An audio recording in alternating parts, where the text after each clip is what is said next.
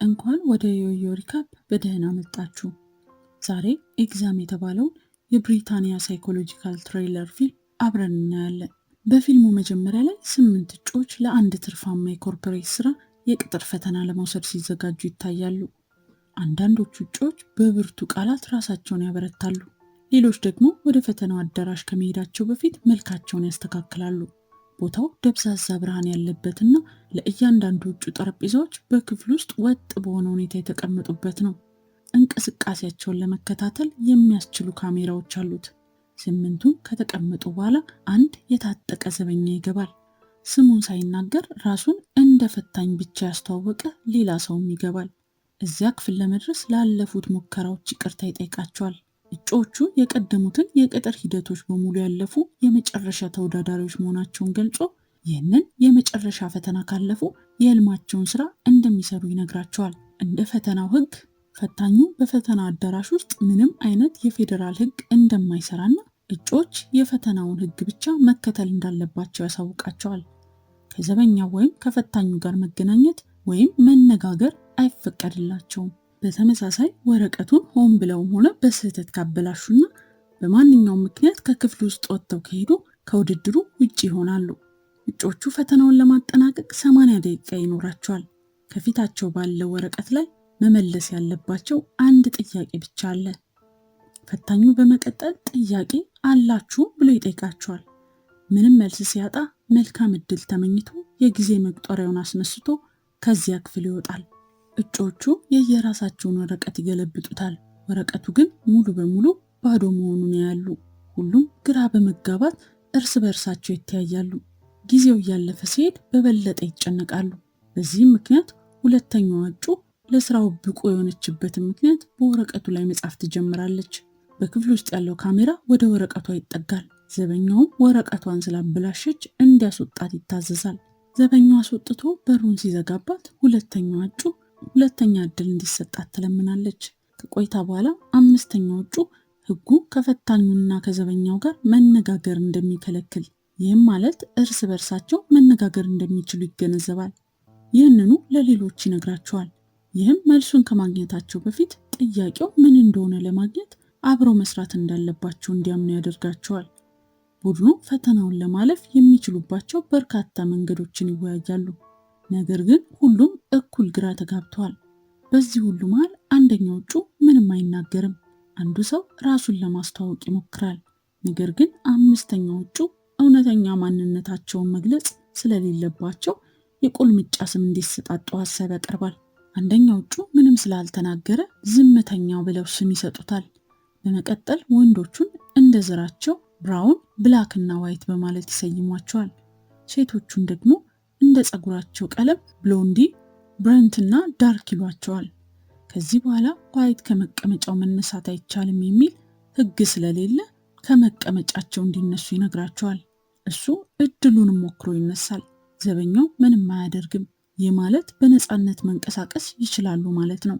ብረንት ጥያቄዎቹ በማይታይ ቀለም ወይም በውሃ ምልክት ተጽፏል ብላ ታምናለች። ሁሉም በሐሳቡ ቢስማሙም እንዴት እንደሚፈትሹት አያውቁም። ዳርክ ተነስታ ጥያቄው በወረቀቱ ላይ መታየቱን ለማረጋገጥ የክፍሉ መብራቶች ትጠቀማለች። ይሁን እንጂ ምንም የሚታይ ነገር የለም። ጥያቄው በአንድ ወረቀት ላይ ብቻ ሊሆን ስለሚችል ሁሉም የየራሳቸው እንዲፈትሹ ተወተውታለች። ሁሉም ትዕዛዟን ይፈጽማል። የማያወራው ሰው ግን ዝም ብሎ መቀመጫው ላይ ይቀራል። ዋይት የእሱን ወረቀት ወስዶ በብርሃኑ ይፈትሻል። ምንም ውጤት ሲያጡ ብላክ ጽሑፎቹ ላይ በዩቪ ወይም በኤክስሬ ሊታዩ ይችላሉ ይላል። ቡድኑ ሌሎች የብርሃን አይነቶችን ማብሪያ ማጥፊያ መፈለግ ይጀምራሉ። ዝምተኛው ሰው ምንም አይረዳቸውም። በፍርሃት መቀመጫው ላይ ይቆያል። ብሎንዲ የድንገተኛ አደጋ መብራቶችን ታገኛቸዋለች። ነገር ግን ማብሪያ ስለሌላቸው ቡድኑ ድንገተኛ አደጋ ለመፍጠርና መብራቱን ለማስነሳት ሁሉንም አምፖሎች መስበር አለባቸው። ብራውን እንዲህ አይነት አደጋ መውሰድ እንደማይችሉ ይቃወማል። ስለዚህ ጉዳዩን ድምፅ ሰጥተውበት በመጨረሻ በእቅዱ ለመቀጠል ይወስናሉ። ሁሉንም አምፖሎች ከሰበሩ በኋላ ክፍሉ በድንገተኛ አደጋ ሰማያዊ ብርሃን ይሞላል። ከዝምተኛው ሰው በስተቀር ሁሉም በወረቀቱ ላይ ጥያቄውን መፈለግ ይጀምራሉ። ነገር ግን ጥያቄውን ማየት ባለመቻላቸው እንደገና ተስፋ ይቆርጣሉ። ብረንቲ የዩቪ ብርሃን ሊሰጥ ስለሚችል የመብራቱን የመጀመሪያ ሽፋን እንዲያነሱት ትጠይቃለች። የሴቶቹን ጫማ ተረከዝ በመጠቀም ሽፋኑን ይሰብራሉ። ይሁን እንጂ እነዚህ መብራቶች ባለመስራታቸው እንደገና ተስፋ ይቆርጣሉ። አሁን ቡድኑ 60 ደቂቃዎች ብቻ ይቀራቸዋል። የተበሳጨው ዋይት ሁሉም አማራጮች እንዲያስቡ ይጠይቃል። ሁለተኛዋ እጩ ቀድሞውኑ ስለተባረረች በወረቀቷ ላይ ማንኛውንም ነገር ማድረግ እንደሚችሉ ያስባል። ስለዚህ በጠረጴዛዋ ዙሪያ ተሰብስበው ወረቀቱን በእርሳስ ለመለየት ይሞክራሉ። አሁንም ምንም ጥያቄ አይወጣም። በመቀጠል ዋይት ወረቀቱን በተለያዩ ዘዴዎች ለመምከር በየክፍሉ ይቀደዋል። ከዚያም ወረቀቱን በፈሳሽ የሚሰራ ሊኪዩድ መሆኑን በማየት በላዩ ላይ ይሸናል። ይሁን እንጂ ይህም አይሰራም። ብላክ እና ዋይት በሚቀጥለው እርምጃ ላይ ሲከራከሩ ዝምተኛው ሰው ሲያለቅስ ሰምተው ይቆማሉ። እሱ መቀመጫው ላይ ሆኖ በዝምታ ሲያለቅስ ሌሎቹ በግርምት ይመለከቱታል። ከዚህ በኋላ ሰውየው በፈረንሳይኛ ይለፈልፋል። በወረቀቱ ላይ የሆነ ነገር ማየት እንደሚችሉ ይጠይቃቸዋል። ወረቀቱ የእነሱን ምስል እንደሚያንጸባርቅ ይናገራል። ንግግሩን ብዙም ሳይሰሙት ወደ ሀሳብ ውይይታቸው ይመለሳሉ። ብራውን ማውራት ሲጀምር ሁሉም ዝም ይላሉ። እሱ የራሱን መላምት ያቀርባል። እኛ ያለነው በፈተና ላይ ሳይሆን በውርርድ ፕሮግራም ላይ ነው ይላል። የኩባንያው ቦርድ አባላት በጭንቀት ጊዜ ማን ይሰበራል በሚለው ላይ ተወራርደዋል። እኛ እዚህ ያለነው ለነሱ መዝናኛ ብቻ ነው ይላል። ዳርክ ቦርድ አባላቱ የተሻለ ስራ ይኖራቸዋል ብላ ታስባለች። እንደ ብራውን ግን ገንዘቡ ለነሱ የሚያሳስባቸው ነገር አይደለም። አንዳንዶቹ ፈታኙ ከዚህ ጀርባ ሊሆን ይችላል ይላሉ። ሌሎች ደግሞ ዋና ስራ አስኪያጁ ሊሆን ይችላል ይላሉ። በጭንቀት ውስጥ ሆነው እርስ በእርሳቸው ይሰዳደባሉ። ብረንቲ ዋና ስራ አስኪያጁ በኩባንያው ውስጥ ንቁ ስለሆነ የሚመለከታቸው ሰው የለም ትላለች። ስለ ኩባንያው ከማንም በላይ እንደምታውቅ ግልጽ ነው። ብራውን ስለ ስራ አስኪያጁ እንዴት እንደምታውቅ ይጠይቃታል። ብረንቲ ቀድሞውኑ በኩባንያው የሰው ኃይል ውስጥ እንደምትሰራ ነገር ግን ስራ አስኪያጁን አይተው እንደማታውቅ ትናገራለች። ለከፍተኛ ስራ አመልክታ አሁን እዚህ ትገኛለች። ዋይት ደግሞ ተፈልጎ ስራው እንደቀረበለት ይናገራል። ሌሎች ግን አመልክተው መምጣታቸውን ይናገራሉ። አንድ የሚያመሳስላቸው ነገር ግን ስለ ኩባንያውና ምን እንደሚሰራ ምንም አለማወቃቸው ነው። ምክንያቱም ምንም ጥያቄ እንዳይጠይቁ ተነግሯቸዋል። ብረንቲ ብሮግ የተባለ ታዋቂ የፋርማሲውቲካል ኩባንያ መሆኑን ትገልጻለች። ከጥቂት ዓመታት በፊት ወረርሽኝ ሲሰራጭ መጀመሪያ የፈውስ መድኃኒት ያገኙት እነሱ ነበሩ። በአሁን ጊዜ ዓመታዊ ትርፋቸው $20 ቢሊዮን ነው። ድንገት ብላክ ኩባንያው አሁን ዓለምን ለሚገድለው አዲስ በሽታ መድኃኒት አግኝቶ ሊሆን ይችላል የሚል ሐሳብ ያቀርባል። ዳርክ በሐሳቡ ተማርካ ብላክን ትጠይቋለች። ይህ ዋይትን ያጠራጥራል። ስለዚህ ዳርክ እሷን በቫይረሱ ተይዛ እንደሆነ ይጠይቃል። ዳርክ እንዳልተያዘች ትናገራለች። ትኩረት ለማስቀየር ወደ ዘበኛው ትጠጋና ሳታናግረው ላይተር ከኪሱ ታወጣለች። ከዚያም የድንገተኛ አደጋ ምርጫውን ትመለከታለች። ዋው በወረቀቱ ላይ ጽሑፉን ሊያወጣ ይችላል ብለው ስለገመቱ ላይተሩን ለመጠቀም ያቀዳሉ። ብረንት ወንበር ላይ ትወጣለች። ነገር ግን አደጋ ምልክቱ ላይ አትደርስም። ዋይት ወረቀት ጥቅል ሰጥቶ እንድታቃጥለው ይረዳታል። ውሃው መፍሰስ ይጀምራል። ነገር ግን ወረቀቱ ያው ነው። ድንገት ዘበኛው ወደ ቡድኑ ይመጣል። በዚያን ጊዜ ብረንት በእጁ ያለውን ወረቀት ስትገልጸው የራሷ መሆኑን ታያለች። ዋይት ውድድሩን ለማጥበብ ሲል አታሏታል። ዘበኛው እየጎተተ ሲወስዳት እሷ ዋይትን ውሻ እያለች ትሰድበዋለች። በመቀጠል የተቆጣው ብላክ ዋይትን እንደሚመታው ይዝትበታል። በዚህ ጊዜ መብራቶቹ ይጠፋሉ። መብራቶቹ በድምፅ የሚነቃቁ መሆናቸውን ይረዳሉ። ዝምተኛው ሰው እንደገና ማልቀስ ሲጀምር በጥንቃቄ ማውራት ይጀምራሉ። ዋይት በሽንገላ ከፊቱ ተቀምጦ ምስኪኑን ሰው ወረቀቱን እንዲቀድና እንዲበላ ያስገድደዋል።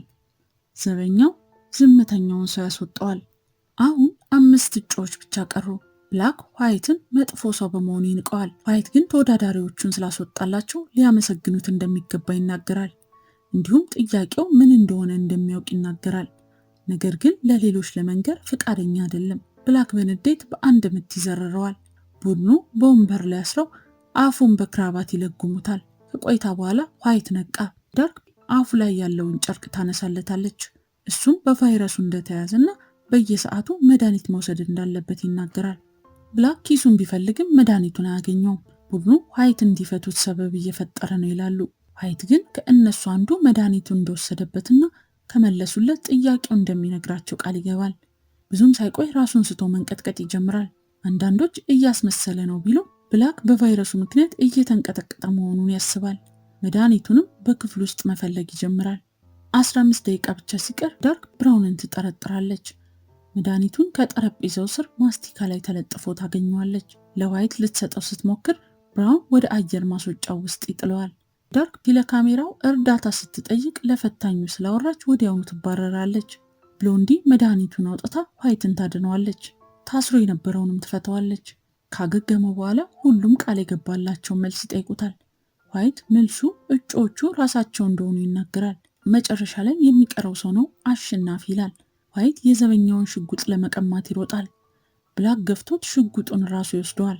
ዋይት ማንም ላይ አትተኩስም ብሎ በልበ ሙሉነት ይቆማል። ዋይት ብላክን አጥቅቶ ሽጉጡን ይቀማል። ይሁን እንጂ ሊጠቀምበት ሲል ሽጉጡ የጣት አሻራ መለኪያ እንዳለው ይረዳል። ስለዚህ የዘበኛውን እጅ ተጠቅሞ ሽጉጡን ወደ ሌሎች ይደቅናል። ራሱ እንዲያሸንፍ ሁሉም ከክፍሉ እንዲወጡ ያስፈራራቸዋል።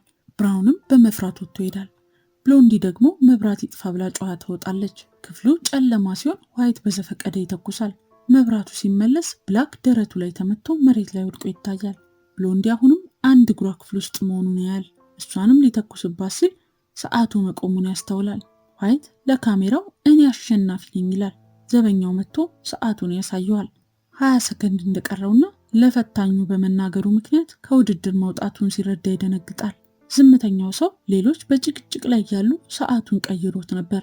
በመጨረሻም የቀረችው ብሎንዲ ብቻ ናት። የዴፍን መነጽር አንስታ ወረቀቱን ስታይ ጥያቄ 1 የሚል ጽሑፍ ታገኛለች። ዝምተኛው ሰው ወደ ክፍሉ ይገባል። እሱም የኩባንያው ስራ አስኪያጅ መሆኑን ይገልጻል። ብሎንዲም በመደንገጥ አይ እንደሱ አይደለም ትላለች። ስራ አስኪያጁና ፈታኙ ፈገግ ይላሉ። ጥያቄውን አውቃ ፈተናውን ማለፏን ይረዳሉ። ፈታኙ መጀመሪያ ላይ ጥያቄ አላችሁ ብሎ የጠየቀው ጥያቄ ብቸኛው የፈተናው ጥያቄ ነበረ። ፈተናው የእጩዎችን ብልህነትና ትኩረት ለመፈተን የተዘጋጀ ነበር። በመጨረሻም ብሎንዲ ስራውን ትቀበላለች። ከስራ አስኪያጁ ጋር እጅ ለእጅ ተጨባብጣ ፊልሙ ያበቃል። አብራችሁን ስለነበራችሁ እናመሰግናለን።